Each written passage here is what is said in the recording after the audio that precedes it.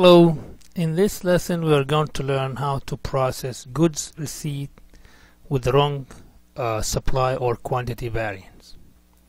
Quantity variance is the difference in the quantity received and the PO quantity. To process the goods receipt with variance or wrong supply against the PO, I will be using transaction MIGO, which I've used earlier to post goods receipt. And this transaction can be found by navigating the following SAP menu path. So let's go first to logistics. Go to materials management. Go to purchasing. Then click on purchase order. And then go to follow on functions. Then go ahead and double click on transaction MIGO goods receipt, and this will open the goods receipt purchase order screen. Notice the default values displayed on the screen are goods receipt, purchase order, and GR goods receipt 101. Let's go ahead now, click on the search icon to find the purchase order, and go ahead and let's go click on search icon against the vendor. We have to find the vendor and the material number, and let's go and say ERAM. Click enter. This is the vendor I'm looking for, so let's go ahead and double click on that. And let's go and click on the material number. Let's go ahead and click on the search icon. I'm going to use bearing for this lesson again. Go and double click on 100-510.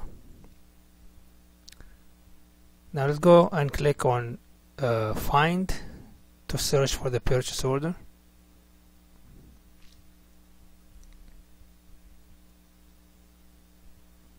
The system found two purchase orders under Aramco group, and notice actually I'm going to choose the second one here that ends with 18094, and you notice the quantity is 4.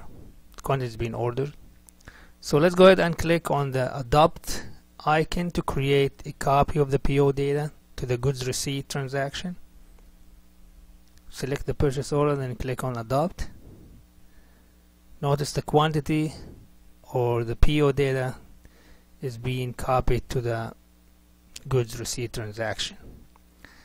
Let's go and click on the X mark here or icon to close the result of our search for a PO.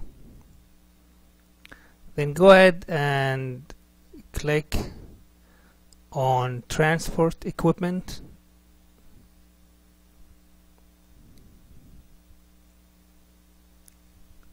At the time you're about to process the goods receipt, you found that the quantity that was delivered wasn't exactly the same quantity you have ordered. So let's go ahead and click on the quantity and enter the actual quantity received, which is 2, and then go ahead and mark the line item OK by checking the indicator. We're about to post the goods receipt. Before I do that, let's go ahead and check the system for any errors by clicking on the check icon. Notice that SAP displays a text message, a warning message, with a yellow mark. Yellow mark is for warning, red is actually for an error. So stating that there is a shortage of 2 pieces. Please keep in mind that you are still allowed to post the goods, although we have a yellow mark there. So let's go ahead and click on the continue to close the warning message. The yellow triangle next to the line item giving us a warning. But as I said, still the user can post the goods receipt, and as I said, if we have red light the system will not allow you to post the goods receipt. Click now on the post icon to create a goods receipt document.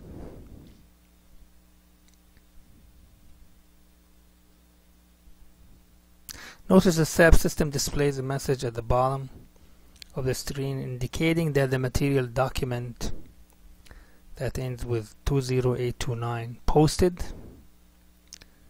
And this is actually conclude our lesson on how to post or to process goods receipt against a particular PO with variance.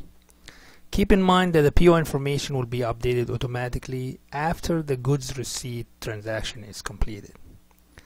Let's go ahead now and view the data in the updated PO after posting the goods receipt. So let's go ahead and click on the back out icon to go back to the SAP menu. We have to follow the same, pretty much the same path: logistics, materials management, purchasing, purchase order. Then we have transaction ME23 and display. So let's go ahead and double click. Notice the purchase order is displayed and showing the status of the PO under the header. We have ordered for, been delivered to, and still to deliver is to. So whatever we have posted in the goods receipt transaction is reflecting right here under transaction ME23 and display. Let's go ahead now and close the header section and go and open the line item details by clicking on the item icon. If this is not open, go ahead and click on it to open it and go to the purchase order history. Look at the status of the purchase order history is showing the quantity you have just posted. Go ahead now and click on the back out icon, and this will bring us to the end of this lesson. So let's go ahead and review the quiz questions in this lesson to find out how much you have learned from this lesson, and if you have any problem you could go back and review material one more time.